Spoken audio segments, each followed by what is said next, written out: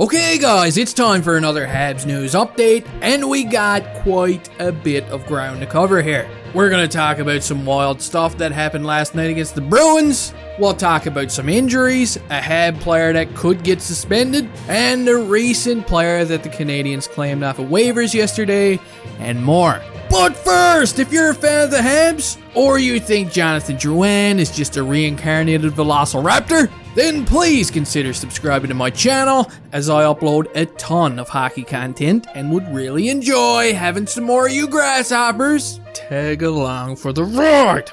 Alright, you little critters, here's what we got.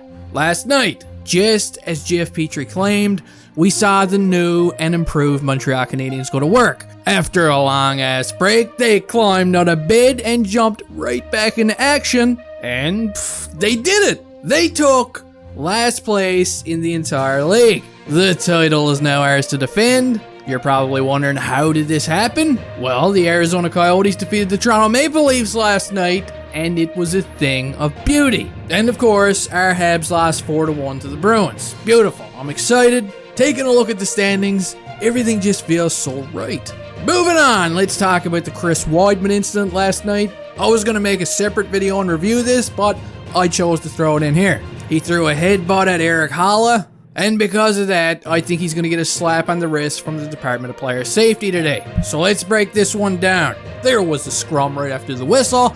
Erik Haula got himself a little too close to Chris Wideman. He whispered in his ear and asked him what his favorite movie was, and Wideman said 1998's A Night at Roxbury. He began singing.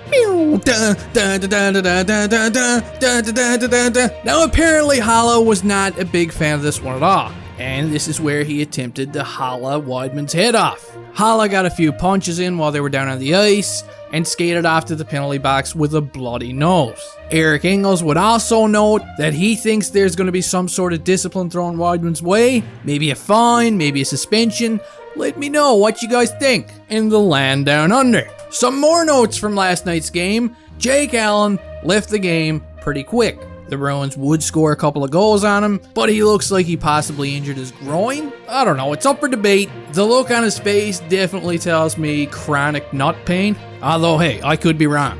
He left the game and did not return, and I don't expect to see him back for a while, not until he finds all his member berries. The Canadiens would make some roster changes this morning, activating Caden Primo from the taxi squad, and calling up Michael McNiven and assigning him to the taxi squad. Another thing that I just want to say, Michael Pezzetta had himself a hell of a game. He scored the only goal, he laid a massive hit on Grzelcyk behind the net, he pizzed everybody off because that's what Pizz does. He pizzes people off. And after the game, he would tell the reporters that he plays every shift like it's his last. He treats it as if it's tryout.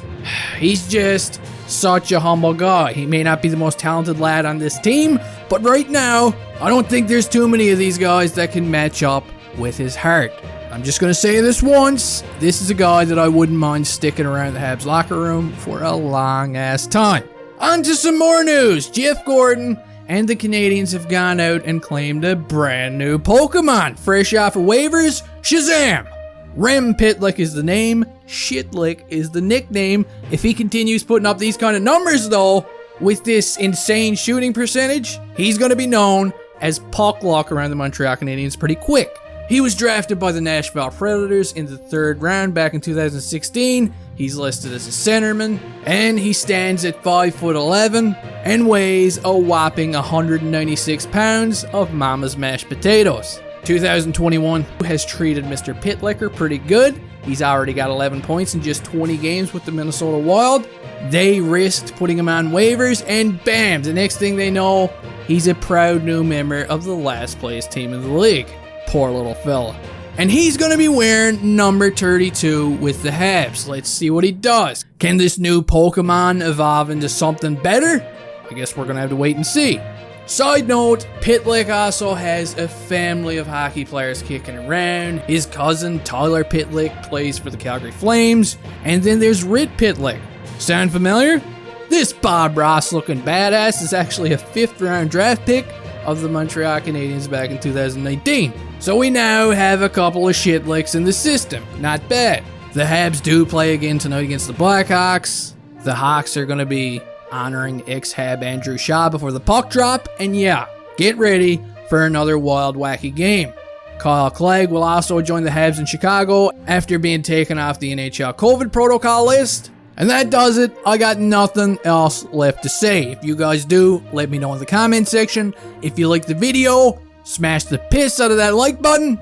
And hey, I'll see you next time.